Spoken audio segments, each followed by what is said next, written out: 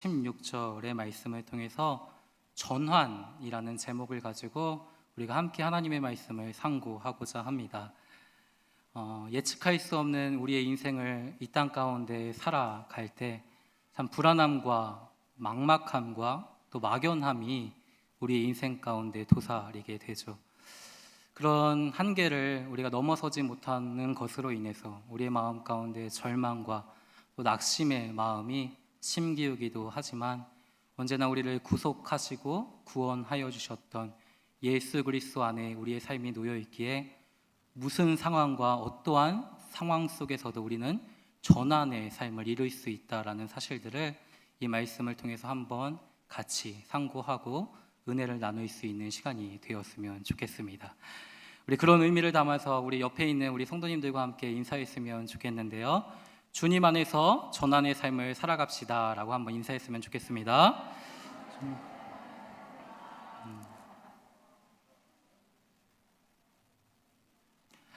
네.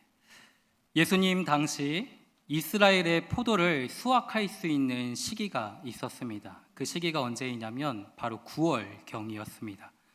6월에 포도가 익기 시작하여 9월에 수확을 할 수 있게 되었던 것이죠. 특히 4월부터 9월은 이스라엘의 여름, 건기에 해당하는 시기입니다. 한낮 동안의 기온이 가장 높은 달이 바로 9월 달이기도 한 것이죠. 이 10월부터는 이제 겨울, 우기로 들어가게 되는데 이 우기가 시작될 때 내리는 비가 있습니다. 이 비를 우리는 익히 들어 알고 있을 터인데요. 이른비라고 하죠.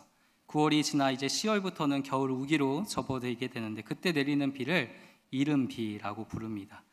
9월이 지나면 우기로 들어가기 때문에 이 포도를 수확하는 시기는 매우 바쁘고 또 일손이 많이 필요했던 것이죠.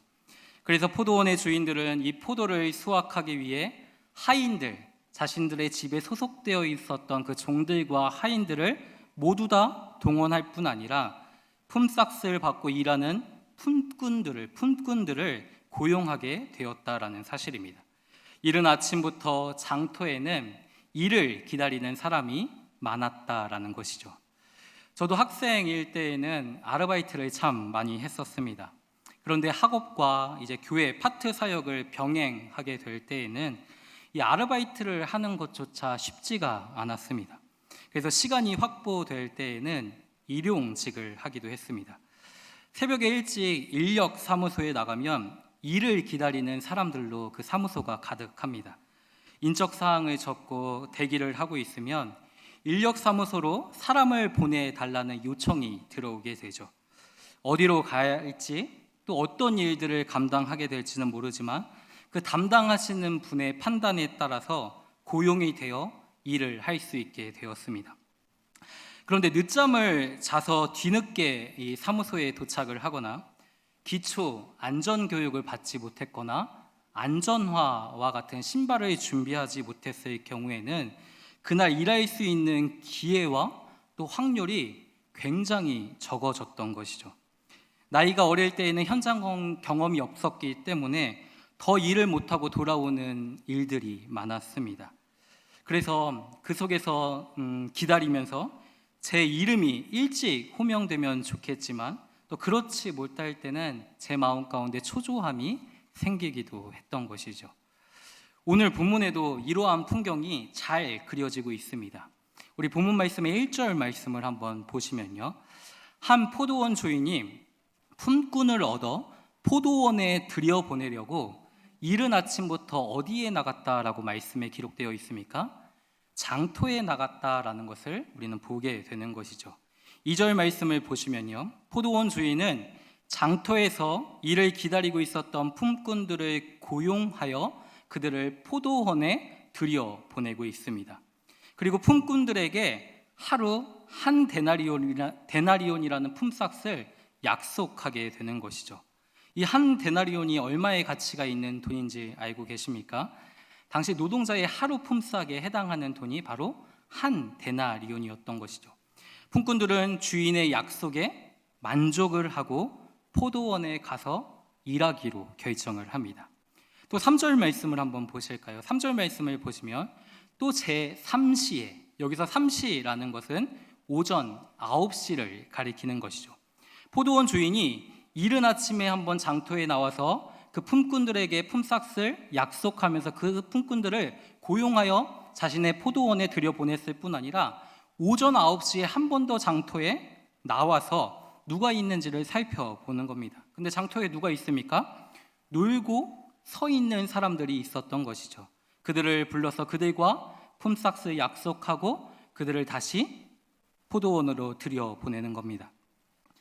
근데 4절 말씀에 그들에게 이렇게 이야기를 하죠. 무엇이라고 이야기하냐면 너희도 포도원에 들어가라. 내가 너희에게 상당하게 주리라 라고 약속을 합니다. 이른 아침에 만났던 품꾼들에게는 한 데나리온이라는 돈을 약속했던 반면에 이들에게는 상당한 금액을 주겠다라고 이렇게 약속을 하는 것이죠. 여기서 상당하다라는 표현은 공정한 품삯을 너에게 주겠다라는 약속이었습니다. 품꾼들은 이 약속에 만족을 하고 포도원에 들어가게 되는 것이죠. 그러면 5절 말씀을 한번 보실까요? 5절 말씀을 보니까 주인은 제6시와 또 제9시, 그러니까 정오였던 12시와 오후 3시에 또 어디로 나가고 있습니까? 장터로 나가고 있습니다. 그리고 그 장터에서 놀고 서 있는 품꾼들을 만나서 그들에게 공정한 품삯을 이번에도 약속을 하고 그들을 포도원에 들여보내고 있는 것이죠. 그런데 여기서 끝이 난 것이 아니었습니다. 이스라엘은 보통 해가 6시 정도에 진다라고 합니다. 그러니까 6시가 되면은 모든 노동자들이 일을 그만 마치게 되는 시간인 것이죠. 근데 6절 말씀을 한번 보시면요. 포도원 주인이 제11시에 또 어디로 나가고 있습니까? 장터에 나가는 모습을 보게 되는 것이죠. 여기서 11시는 무엇을 의미합니까? 오후 5시를 의미합니다. 해질녘 전이었던 오후 5시, 그 일을 마무리하기 1시간 전에 또 포도원 주인은 장터에 나가서 품꾼들을 만나서 그들에게 상당한 금액을 약속하고 그것에 만족하며 그 약속을 받아들였던 자들이 포도원에 들어가고 있는 모습을 보게 되는 것이죠. 포도원 주인이 이른 아침부터 시작해서 오전 9시, 또 12시, 오후 3시, 오후 5시까지 끊임없이 장터에 나가고 또 나가 품꾼들을 고용하는 모습을 우리는 보게 되는 겁니다. 우리는 이러한 모습들을 좀 보면서 포도를 수확하는 시기가 이렇게 바빴구나, 그만큼 일손이 많이 필요한 거구나 라는 것들을 우리는 알게 되는 것이죠. 그런데 이 본문을 조금 더 깊이 살펴보면 우리가 의아한 점을, 한 이상한 점을 발견할 수 있게 되는 것이죠. 먼저 포도원 주인의 모습입니다. 이 포도를 수확하는 시기에는 많은 일손이 필요하다라는 사실을 누가 이미 알고 있습니까? 포도원 주인은 이미 알고 있었을 것이죠. 한낮 동안의 기온이 가장 높은 달이 바로 포도를 수확하는 9월이었음을 주인은 알고 있었습니다. 또 9월이 지나면 비가 쏟아진다라는 것도 알고 있었죠. 그렇기에 포도를 수확하는 시기는 정해져 있는 겁니다. 언제부터 언제까지 수확을 마쳐야 하는 한정된 기간이 있다라는 것이죠. 대략 일손이 얼마나 필요한지 주인은 그 시기를 점철 지으며 짐작하고 계산해 보았을 것입니다. 그리고 그 일손을 구하기 위해 주인은 이른 아침부터 장터에 나가 필요한 품꾼들을 만나고 그들에게 약속을 했고 그들을 고용하였음을 보게 되는 것이죠. 그런데 주인은 그 이후로도 몇 번을 더 나가 품꾼들을 고용하는 모습을 우리는 살펴보게 되는 것이죠. 미리 계획을 하고 계산하여 이른 아침에 필요한 품꾼들을 충분히 고용했더라면 좋았을 것을 하루에도 몇 번을 장터에 나가서 또 그 품꾼들을 만나 그들과 계약을 체결하고 그들을 포도원에 들여보내는 수고를 왜 저렇게 어리석게 감당하고 있는 것일까? 우리는 좀 의아하게 생각할 수 있다라는 것입니다. 주인을 보면 답답한 마음이 들 때가 있는 것이죠. 정해진 시기는 정해져 있고 수확을 마쳐야 하는 시기는 다가오는데 주인의 일하는 그 방식이 별로 효율적이지 않아 보인다라는 사실입니다. 이 주인의 마음이 어떠한 마음이었을까요? 정말 이 정도면 됐겠지 하고 필요한 수만큼의 품꾼을 이른 아침에 다 고용을 하였는데 일을 더딘 것을 보니까 조급한 마음이 들어서 또다시 장터에 나와서 품꾼들을 고용하고, 또 일하는 것을 보니까 더딘 것 같아서 조급한 마음이 들어서 그 장터에 나가서 또 품꾼들을 만난 것이었을까요? 우리는 이 주인의 마음이 어떠한지 자세히 살펴보기 위해 포도원 주인들에게 고용되었던 이 품꾼들이 어떠한 자인지를 알아볼, 이해할 필요가 있다라는 것이죠. 이 품꾼들은 사실 포도원 주인에게 속한 자가 아니었습니다. 하인들이나 종들처럼 이 포도원 주인에게 속하여 그 포도원 주인의 집에서 의식주를 해결받고 살아가던 자가 아니었다라는 것이죠. 품꾼은 생계를 책임지는 자들이었습니다. 자신뿐 아니라 자신의 가족들의 생계를 책임지는 자가 품꾼이었습니다. 내일 일을 생각할 수 있는 조금의 여력도 없는 자들이기에 오늘 하루를 최선을 다해 열심히 살아내야 하는 자들이 바로 품꾼이었다라는 것이죠. 이 포도원 주인이 이른 아침에 고용했던 사람들에게 약속했던 그 금액이 얼마였습니까? 한 데나리온이었죠. 그 한 데나리온은 어떤 사람에게는 보잘것없는 금액일처럼 느껴질 수 있었겠지만, 이 품꾼들에게는 그 하루하루를 유지하고 살게 할 수 있었던 생명값과 같은 것이 이 한 데나리온이었다라는 사실이죠. 그렇기에 품꾼들은 간절했습니다. 자신을 필요로 하는 주인들에게 고용되기를 간절히 기다리고 있었던 것이죠. 그만큼 절실함이 그들에게 있었다라는 사실입니다. 우리나라 통계청 이 7월에 경제활동 인구 조사를 좀 살펴보니까요, 이 경제활동 인구가 2,931만 1천 명에 다다른다라고 합니다. 여기서 경제활동 인구라는 것은 15살 이상 중 수입이 있는 일에 종사를 하고 있거나 또 취업을 하기 위하여 구직 활동 중에 있는 사람을 이 경제활동 인구라고 이렇게 구분을 짓게 되는데, 그 인원이 2,931만 1,000명이라는 사실입니다. 근데 그 인원 중에 취업한 수가 2,847만 5천 명, 그 중에 실업자 수가 얼마나 되냐면 83만 6천 명에 다다른다라고 7월 통계청의 조사에 의하면 그렇게 발표가 되었습니다. 그러니까 고용률이 63%에 지나지 않는다라는 것이죠. 우리의 주위를 돌아보면요, 하나님이 주신 그 비전을 쫓아 절실히 직장을 구하며 일자리를 구하는 분들이 참 많이 있습니다. 하루하루 살아갈 날들에 대한 그 막연함과 그 막막함을 가지고 절실히 그 취업의 문을 두드리는 자들이 있다라는 것이죠. 이 장터에 나와 있는 품꾼들의 모습도 이와 같았습니다. 노동의 기회를 얻기 위해 절실함을 가지고 자신을 선택해 주기를 바라는 그 간절한 마음을 가지고 그 장터에서 고용주의 선택을 기다리고 있었던 것이죠. 품꾼들의 마음이 이와 같다라는 것을 우리는 7절 말씀을 통해서 확인할 수 있습니다. 우리 7절 말씀, 우리 자막을 통해서 한번 같이 읽어보았으면 좋겠는데요. 한번 같이 읽어봅시다. 시작. 이르되 우리를 품꾼으로 쓰는 이가 없음이니이다. 품꾼들이 이야기하는 그 이야기가 무엇입니까? 우리를 품꾼으로 쓰는 이가 없습니다 라고 대답을 합니다. 품꾼을 찾아 나섰던 포도원의 주인이 그 장터에 서 있었던 그 사람들을 보며 너희는 어찌하여 종일토록 이곳에서 놀며 서 있느냐라고 그들에게 질문을 했을 때, 그들은 우리를 품꾼으로 쓰는 이가 없어서 우리가 이렇게 기다리고 있습니다 라고 대답을 했던 것이죠. 그들은 하는 일 없이 빈둥거리며 장터에서 서 놀고 있었던 것이 아니라 자신들을 품꾼으로 써주는 일을 아직 만나지 못해 그 주인들을 기다리고 있었다라는 겁니다. 품꾼은 오직 자신을 고용해주는 주인을 만나기를 원했고, 하루하루 자신을 고용해주는 그 주인을 의존해야만 했기 때문에 간절히 그 절실한 마음을 가지고 기다림의 시간을 가지고 있었던 것이죠. 그러한 간절함 속에 기다리던 품꾼들에게 이제 기회가 찾아왔던 겁니다. 이른 아침에 또는 오전 9시에, 정오에, 또 오후 3시에, 심지어 해가 지기 전인 오후 5시에 이 품꾼들은 포도원 주인을 만나 공정한 품삯을 약속받고 고용이 되는 은혜를 누리게 되었다라는 사실이죠. 그런데 꼭 고용됨을, 그들이 일할 수 있게 된 것을 은혜로 표현하는 게 맞는 표현일까요?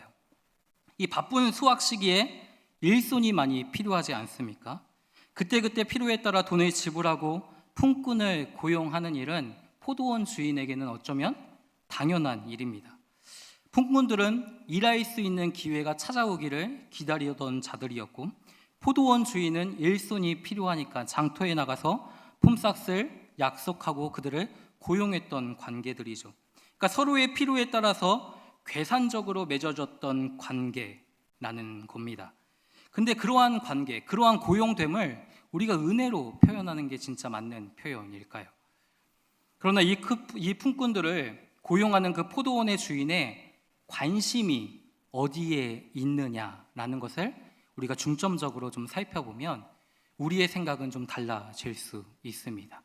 이 포도원에 그 고용되었던 이 품꾼들의 고용됨이 은혜라는 사실을, 또 전환의 삶이었다라는 사실들을 깨닫게 된다라는 것이죠. 사실 본문에 등장하는 포도원 주인의 관심은요, 포도원이 아니었습니다. 포도를 수확하는 것에 그의 관심이 집중되어 있지 않았다라는 것이죠. 그러면 그 포도원 주인의 관심은 어디에 쏠려 있었습니까? 바로 그 포도원에서 일하게 될 품꾼들에게 관심이 쏠려 있었다라는 겁니다. 우리 1절 말씀을 한번 다시 보실까요? 1절 말씀 자막을 보시면서 우리 한번 같이 읽어보고 왔으면 좋겠습니다. 시작. 천국은 마치 품꾼을 얻어 포도원에 들여보내려고 이른 아침에 나간 집주인과 같으니, 천국은 마치 품꾼을 얻어 포도원에 들여보내려고 이른 아침에 나간 집주인과 같다라고 이렇게 이야기를 합니다. 포도원 주인은 그 포도를 수확해야 하는 그 시기에 얼른 그 수확을 도와서 나에게 큰 수익을 가져다 줄 수 있는 품꾼들을 구하고 있는 것이 아니었다라는 것이죠. 1절에서 우리가 놓치지 말아야 할 중요한 단어가 있습니다. 그것은 무엇이냐면 천국이라는 단어이죠. 예수님은 천국을 지금 의인화하고 있는 것입니다. 천국은 마치 품꾼을 얻어 포도원에 들여보내려고 이른 아침에 나간 누구와 같다라고 말씀합니까? 집주인과 같다라고 말씀하는 것이죠. 주인의 관심이 포도원에 있지 않다라는 것을 보여주는 말씀입니다. 이 사람을 내가 고용하면 내 포도원에 얼마나 이익이 될까를 포도원 주인은 고민하지 않았습니다. 이 품꾼들을 통해 내가 얼만큼 효율적으로 이 수확의 시기 속에서 얼마의 이익들을 거둘지 그것들을 계산하지 않았다라는 사실이죠. 얼마만큼의 수익을 남길까에 그는 관심을 두지 않았습니다. 그저 수시로 장터에 나가 품꾼들에게 무엇을 주는 겁니까? 일할 수 있는 기회를 제공해 주는 것이죠. 그들이 생명을 얻고 그 생명을 유지하는데 이 포도원 주인은 온 관심을 기울이고 있었다라는 사실입니다. 왜냐하면 포도원은 이미 완전하기 때문이죠. 하나님의 나라인 천국은 이미 풍성하고 완전한 나라이기 때문입니다. 천국으로 의인화된 이 포도원 주인은 천국에 꼭 필요한 사람을, 이 천국에 도움이 될 만한 어떤 사람을 가리고 또 가리고 계산하고 또 계산하여 그 품꾼들을 선택했던 것이 아니라는 사실이죠. 그 누구도 관심을 기울이지 않았고 그 누구도 선택하지 않았던 그 품꾼들을 찾아가 그들을 선택하여 주고 그들에게 생명을 주고 그 생명을 누리는데 온 힘을 기울이는 것, 이것이 그들을 고용했던 포도원 주인의 마음이었다라는 것이죠. 포도원 주인은 품꾼들이 스스로 자기를 찾아올 것이다 라고 생각하지 않았습니다. 마냥 그 품꾼들이 찾아오기를 그저 포도원에서 기다리고 있었던 것이 아니라는 것이죠. 품꾼들을 찾기 위해서 그 포도원 주인은 적극적으로 길을 나섰던 겁니다. 품꾼들을 찾아 헤매는 포도원의 주인의 마음은 이른 아침부터 시작되었음을 보게 되는 것이죠. 이른 아침부터 해가 질 무렵까지 끊임없이 장터에 나가 절실함으로 하루하루의 생계를 책임져야 하는 그 품꾼들을 찾았고 그들을 만났고 그들에게 기회를 주었고 부족함이 없는 그 공정한 삭슬 그들에게 약속하여 주며 그들로 하여금 생명을 누릴 수 있도록 은혜를 베풀어 주었던 자, 이 사람이 바로 포도원 주인이었다라는 겁니다. 사랑하는 성도 여러분, 우리 중에 스스로 하나님을 찾을 수 있었던 자가 있었습니까? 우리가 먼저 예수님을 믿겠다라고 결정하고 작정하며 주님 앞에 나온 자들이 있습니까? 허물과 죄로 죽었던 우리의 인생은 돌같이 굳어진 우리의 마음으로 인해 절대로 하나님을 스스로 찾지 않는다라는 것이죠. 하나님이 우리의 인생 가운데 찾아와 우리의 마음의 문들을 끊임없이 두드리시며 자신 안에 있는 그 사랑과 그 긍휼과 그 능력과 그 지혜와 그 세상이 정말 흉내낼 수 없는 그 탁월하신 하나님의 그 영광 되심을 우리의 삶에 끊임없이 비추어 주시지만 죄로 인해서 단단히 굳어져 버린 우리의 돌같은 마음은 하나님의 사랑에 대하여 하나님의 그 비추이시는 영광에 대하여 좀처럼 반응하지 않는다라는 사실이죠. 모든 사람이 죄를 범하였음에 어디에 이르지 못한다라고 말씀합니까? 하나님의 영광에 이를 수 없다라고 말씀하죠. 모든 죄인들은 하나님의 영광에 이를 수 없는 겁니다. 세상의 즐거움을 우리의 마음 가운데 즐거움으로 받아들이고 그 즐거움과 만족을 위해 하루하루의 삶을 영위하며 살아가지만 그 세상의 영광과 좀처럼 비교할 수 없었던 하나님만이 가지고 계시는 그 고유한 성품, 그분의 사랑과 능력과 지혜와 긍휼과 그 모든 자비하심을 맛보기에는 하나님 앞에 결코 다가갈 수 없는 죄인, 이것이 우리들의 모습이었다라는 사실이죠. 하나님의 영광을 세상의 영광으로 바꾸어 육체의 삶을 전전하며 살아가다가 영원한 죽음에 이를 뿐인 것, 이것이 우리의 모습입니다. 그런데 포도원 주인과 같은 그 하나님은 스스로 하나님을 찾을 수도 없었고 찾지도 않았던 우리의 인생 가운데 찾아오셨다라는 것이죠. 세상 사람들은 인정하고 싶어 하지 않지만 우리가 살아가고 있는 이 시기는 하나님의 은혜가 임하고 있는 시기입니다. 우리는 우리가 누리고 있는 이 모든 것이 하나님의 은혜라고 잘 생각하지 않기에 하나님의 그 은혜가 우리의 삶 가운데서 거두어진다라는 것을 전혀 예측해 볼 수 없는 것이죠. 별 감각이 없는 겁니다. 그런데 그 은혜가 거두어지는 곳이 있습니다. 그곳이 어디냐면 음부, 지옥이라는 것이죠. 누가복음 16장 말씀을 보면 부자가 음부에서 그 고통 중에 눈을 들어 멀리 아브라함과 그 아브라함의 품에 있는 나사로를 보며 한 가지 요청을 합니다. 그 요청이 무엇이었습니까? 나사로의 손끝에 한 방울의 물을 찍어 내가 고통 중에 있사오니 내 고통 중에 있는 내 혀를 서늘하게 해달라라는 아주 작은 요청을 그 아브라함에게 하고 있는 것이죠. 그런데 그 요청이 받아들여졌습니까? 받아들여지지 않았던 것이죠. 이미 모든 결론이 났기 때문입니다. 그 부자는 이 땅에서 늘 자신의 소견이 왕이 되어 늘 좋은 것들을 선택하며 살아왔기 때문에 그 음부에서 하나님의 은혜가 좀처럼 그 한 방울의 은혜조차도 허락되어지지 않는 그 고통 중에서 그는 고통을 호소하면서 살아갈 수밖에 없게 되었다라는 것이죠. 그런데 우리는 이 말씀이 우리의 삶과 너무나 무관한 것처럼 살아갈 때가 많습니다. 왜냐하면 물 한 방울이라는 그 은혜가 우리에게 주어지는 것에 우리는 그렇게 크게 달가워하거나 기뻐하지 않기 때문이죠. 그것조차도 은혜라고 생각하지 않기 때문입니다. 당연한 것을 누리며 살아가고 있다라고 생각을 하는 것이죠. 내가 아무리 육체를 따라 살아가도 하나님의 은혜가 지금 내 삶에 임하고 있으니까, 내 삶이 유지가 되고 있으니까 절실함도 없는 거고 간절함도 없는 겁니다. 아직 내게는 기회가 더 있는 것 같고 아직 내게는 더 시간이 있는 것 같아서 누리고 싶은 대로 또 누릴 수 있는 만큼 하나님 없는 삶을 영위해 나아가는 것, 이것이 저와 우리 모든 성도님들의 모습은 아닙니까? 그런데 그런 우리의 답이 없는 인생에 하나님이 찾아오셨다라는 겁니다. 우리가 수확을 기다리는 포도원에 꼭 필요한 인재였기 때문이 아니라는 것이죠.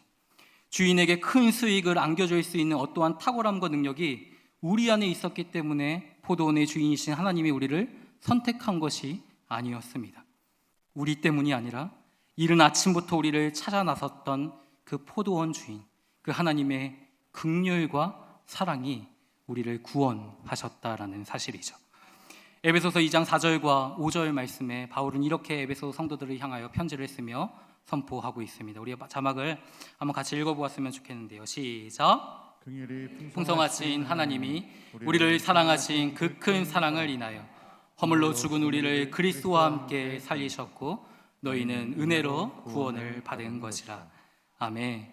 허물로 죽은 우리가 그리스도와 함께 살림을 받은 것, 함께 일으킴을 받고 함께 하늘에 앉혀져 하나님의 거룩한 자녀로 왕같은 제사장으로 이 모든 땅을 그리스도와 함께 하나님의 영광으로 통치하게 되어진 것, 이 모든 것이 우리의 노력과 우리의 공로가 아닌 하나님의 은혜, 긍휼, 사랑이었음을 우리에게 선포하고 있다라는 것이죠.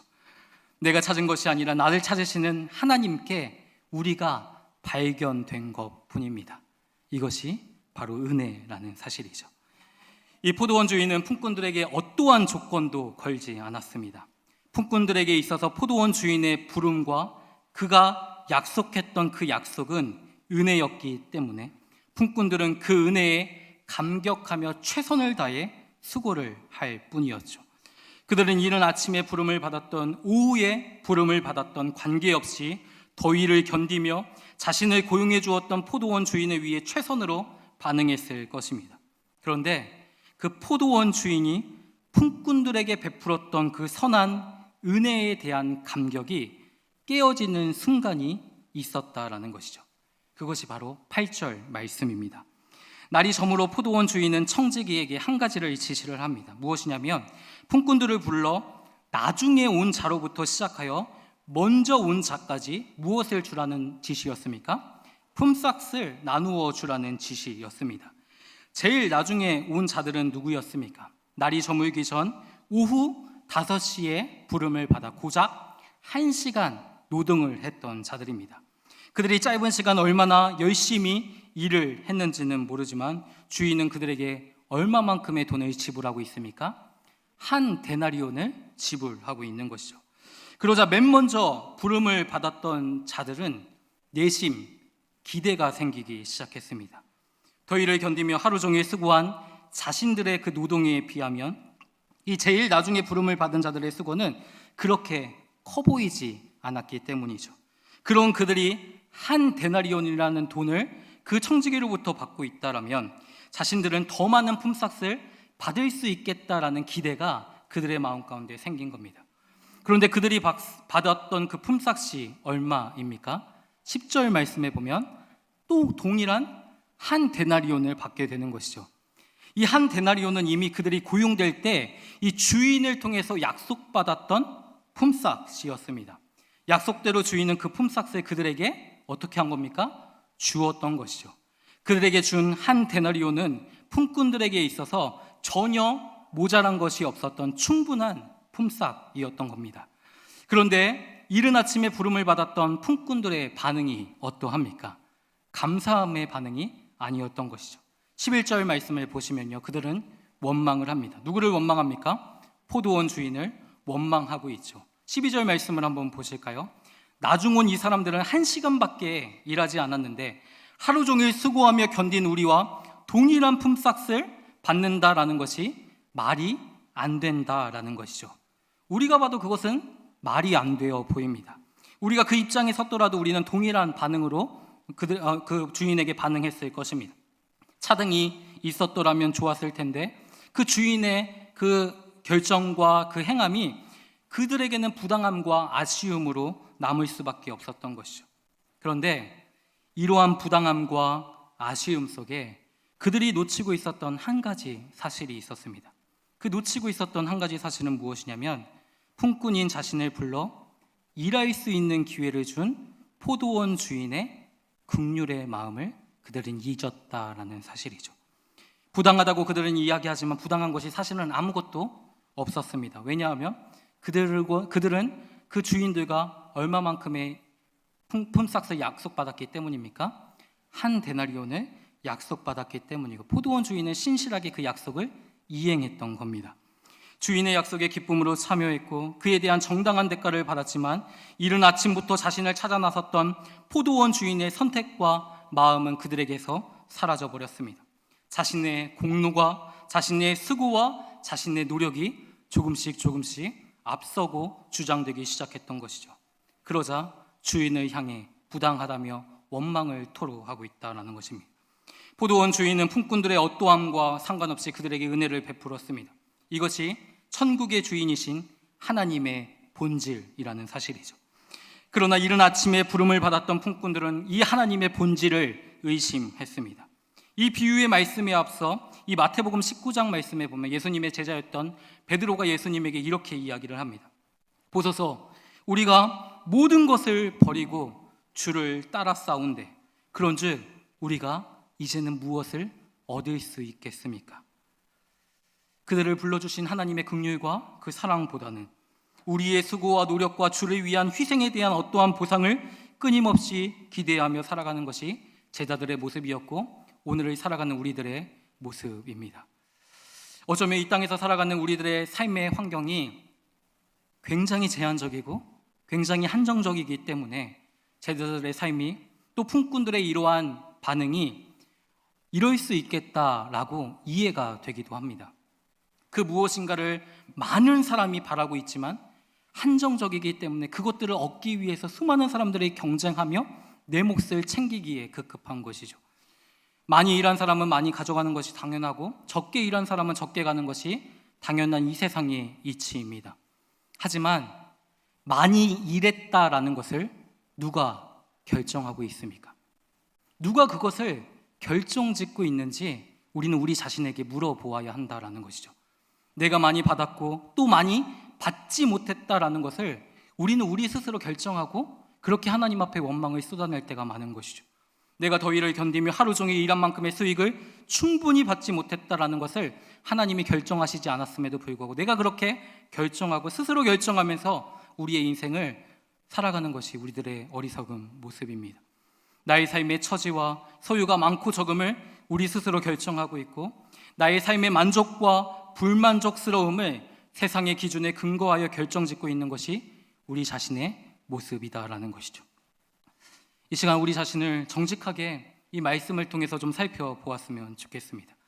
하나님이 나의 인생의 주인이라고 믿고 때에 따라 풍성한 은혜를 베풀어 주신다라고 믿고 나아가지만 여전히 만족이 없고 채워짐이 없고 불만이 여전히 우리의 마음 가운데 가득하다면 우리는 이 한 가지를 놓치고 있는 것이죠. 그것이 무엇이냐면 바로 천국입니다.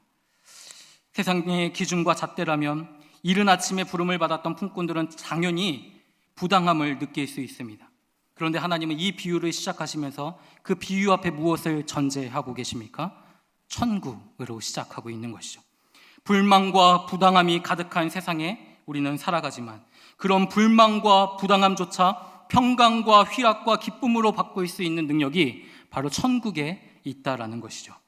하나님은 결코 부족한 분이 아니십니다. 그의 백성들을 부족함 속에서 내버려 두시는 분이 아니라는 것이죠. 충분히 배불리 먹고도 남을 수 있는 일용할 양식을 매일같이 공급하여 주시는 분이 우리가 믿고 의지하는 우리 아버지 하나님이시다라는 사실입니다. 그렇기에 이 세상이 전부인 것처럼 우리는 살아서는 안 됩니다. 하나님의 그의 풍성함 속으로 날마다 우리를 인도하여 주시는 그 주님의 부유함 속에서 살아가는 것이 우리의 인생이 되어야 하는 것이죠. 그렇게 우리를 인도하시는 하나님을 인식하며 우리의 삶을 전환시키는 삶의 자세가 필요하다라는 사실입니다. 이른 아침에 부름을 받았던 자들의 주장과 입장이 아니라 나중된 자들의 마음으로 우리는 이 땅을 살아가야 하는 것이죠. 해질녘에 들어와 그들이 무엇을 할 수 있었겠습니까? 내가 잠시 한 일이 그 하나님의 나라에 얼마만큼 도움이 됐겠습니까? 내가 했던 그 일들을 우리는 주장하고 싶어도 우리가 그 일들을 가지고 하나님 앞에 더 가까이 나아가면 나아갈수록 그것들이 아무것도 아니었음을 우리는 깨닫게 되는 때가 오게 되는 것이죠. 나중된 자들은, 나중에 부름을 받았던 자들은 그저 자신을 부르셨던 주인의 은혜에 대한 감격을 가지고 묵묵히 최선을 다해 오늘을 살아갈 뿐이라는 사실입니다. 사랑하는 성도 여러분, 예수 그리스도의 십자가는 죄로 인한 영원한 죽음 속에서 우리를 생명으로 전환시켜 주셨습니다. 예수 그리스도의 그 십자가는 우리의 가난을 부유로 바꾸시는 하나님의 은혜라는 사실이죠. 아등바등 살도록 우리의 삶을 버려두시는 분이 아닙니다. 하나님의 부여로, 의로, 평강으로, 희락으로, 담대함으로 이 땅을 살아가도록 우리의 삶을 하나님은 인도하여 주십니다. 수많은 비교 속에서 내 삶을 내가 스스로 결정짓고 하나님 앞에 불평과 원망으로 살아가는 인생들이 아니라 우리의 삶을 결정짓고 우리에게 값진 은혜를 공급하여 주시는 하나님의 은혜를 힘입어서 이 땅을 믿음으로 담대함으로 살아갈 수 있는 은혜가 우리 성도님들의 삶에 있기를 주님의 이름으로 소망합니다. 우리 주님의 그 선한